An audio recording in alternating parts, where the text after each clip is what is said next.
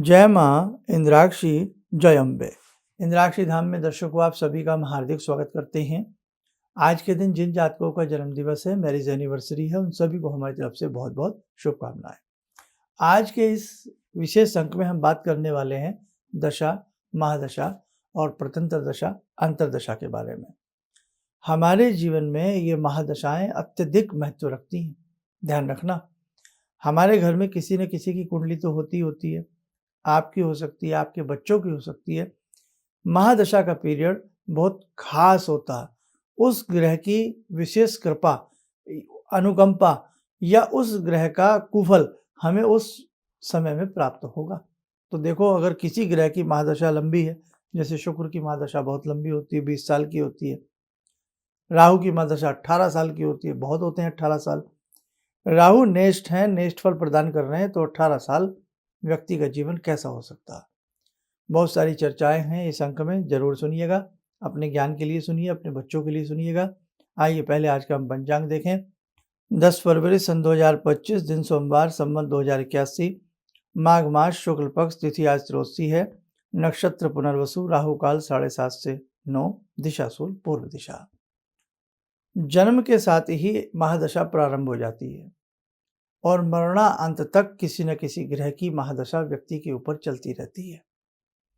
आपकी जन्म पत्रिका में राहु मंगल के साथ युतिबद्ध हो, मंगल अंगारक दोष बनाते हैं। सूर्य के साथ हो, सूर्य ग्रहण दोष बनाएंगे। चंद्र के साथ हो तो चंद्र ग्रहण दोष बनाएंगे। मिसाल के तौर पे आपको मैं तीनों ही युतियां दिखा देता हूं। आप यहां देखें, राहु मंगल के साथ नेष्ट फल प्रदान करेंगे। राहु चंद्र के साथ नेष्ट फल प्रदान करेंगे।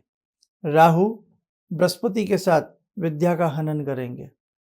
राहु चंद्र के साथ मानसिक स्थिति को कमजोर बनाएंगे, चंद्र ग्रहण की उत्पत्ति करेंगे।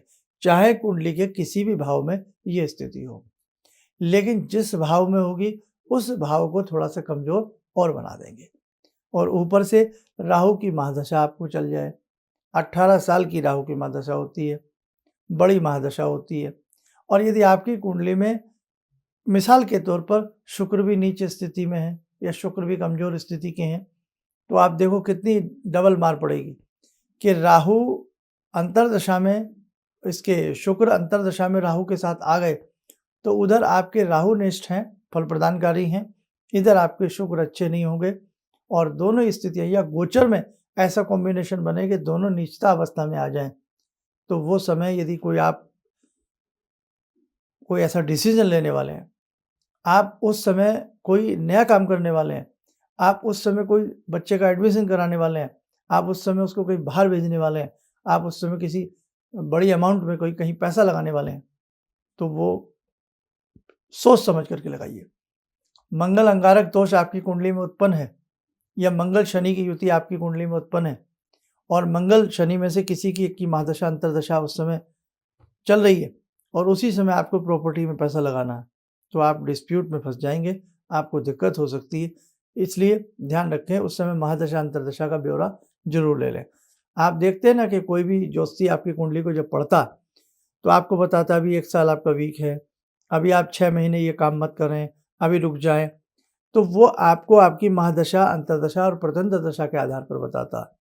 महादशा पूरी एक ग्रह की होती है जो जब से जब तक चलती है। जैसे आपके हमने बताया राहु की 18 साल की दशा है, तो वो 18 साल हो गई, ये तो राहु की महादशा। अब उसके अंदर होती है अंतरदशा कि राहु के अंदर किस ग्रह की अंतरदशा चल रही है। फिर होती है प्रतंत्र दशा कि अंतरदशा के अंतर्गत कौन से ग्रह की प्रतंत्र दशा चल रही है।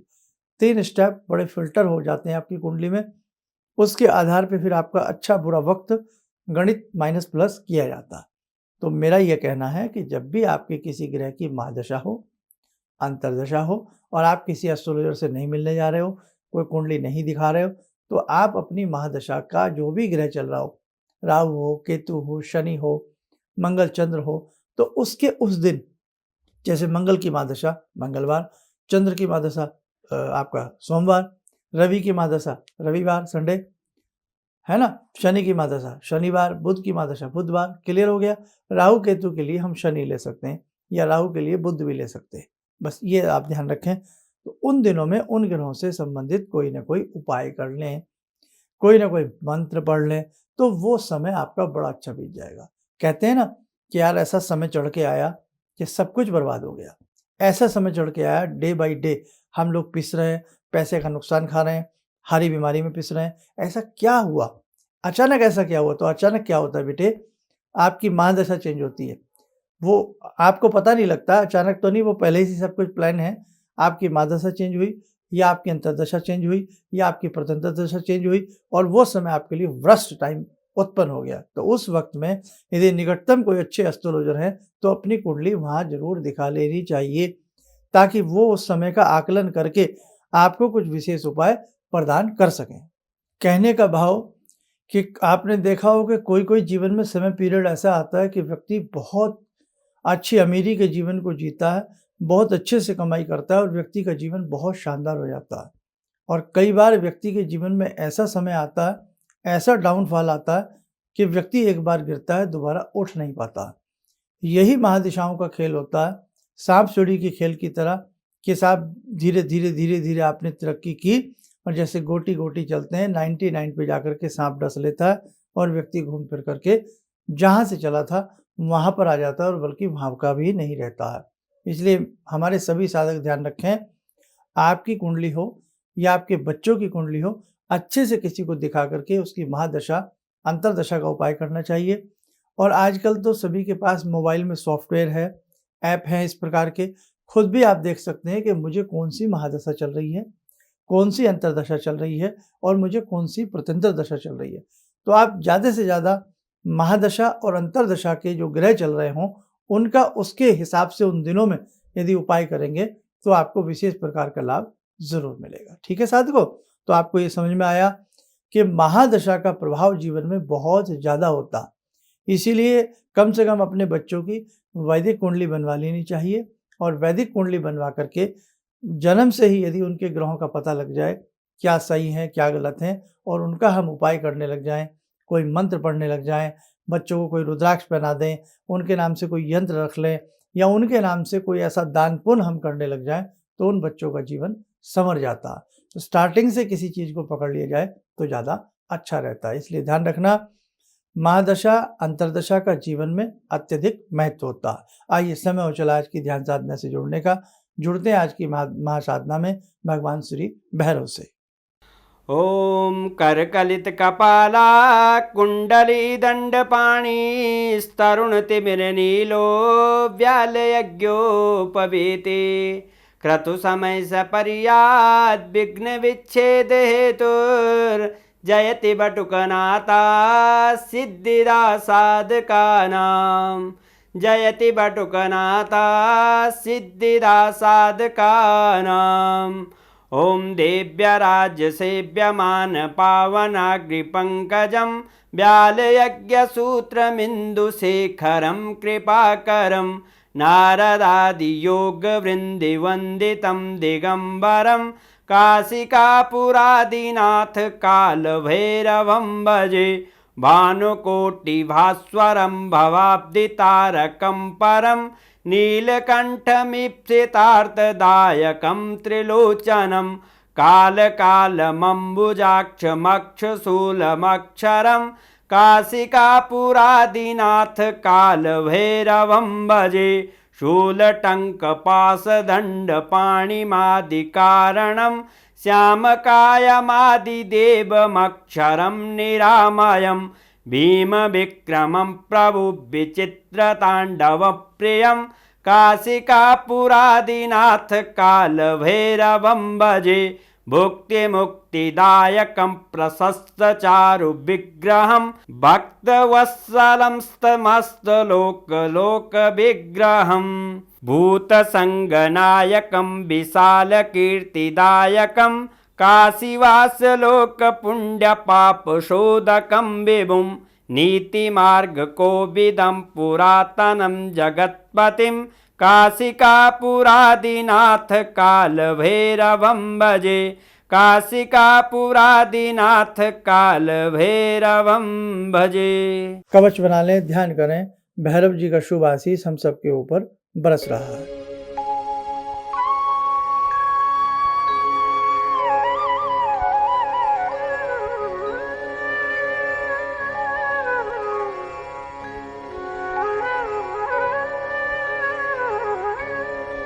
ओम बोलते हुए नेत्र खोलें, सामान्य हो जाए।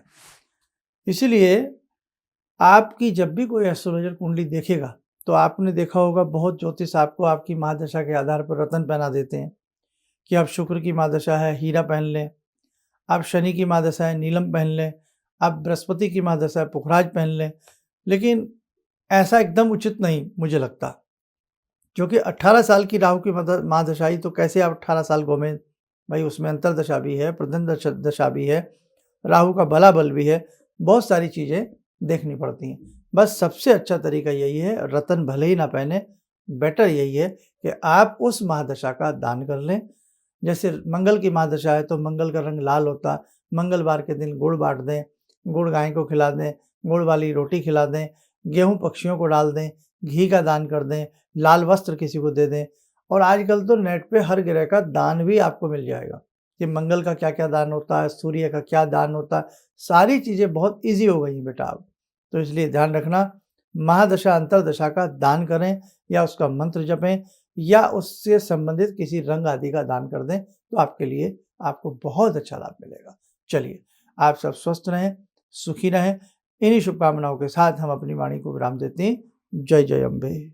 भगवान से जुड़ो और भगवान से जुड़ने का जरिया आपने बताया, बहुत अच्छा लगा, बहुत धन्यवाद। और सनातन धर्म को जिंदा रखने के लिए आप जो प्रयास कर रहे हैं बहुत सराहनीय है।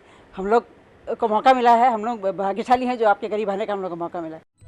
किसी भी समस्या के समाधान के लिए मिले प्रसिद्ध हस्तरेखा एवं वास्तु विशेषज्ञ प्रोफेसर धर्मेंद्र शर्मा जी से।